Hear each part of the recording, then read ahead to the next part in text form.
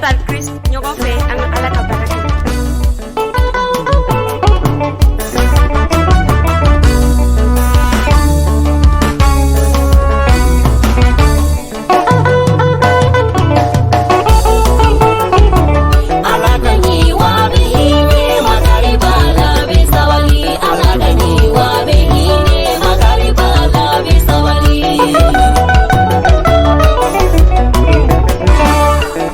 Adamani awada kubila edina kola ukana maga femina ukana sonko do umagolola tu mami jurumu dona diela alaga makari koson alama ban oludela alaga ni wabihine makari bala bisabali alaga ni wabihine makari bala bisabali alaga ni wabihine makari bala bisabali ezali do tumbe misira utumi jonya jugula utumi toro jugula misira masake bolo ukasira ala nofe ala makari laudela ala gahine kuson ayula bo misira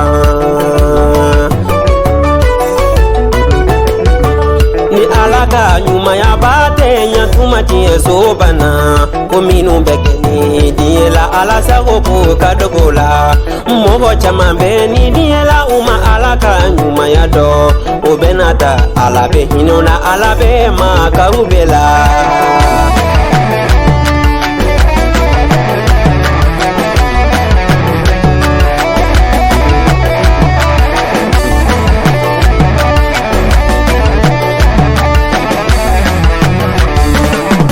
tumbe diye zula uyudi anye ko bege odo fana tumbe diye la uye kuma ju chama fo alama odo fana tumbe diye la ugo ala ko te tinye obenata ala be hinola ala be makarudila ala kanyi wabi hine makaribala bisabali ala kanyi wabi hine makaribala bisabali ala kanyi wabi hine makaribala bisabali nini fe tutunga jugu utundi sira ala dinye utumbe kube maluke odutunga kanka halaki unimi sara domina ala makari laubela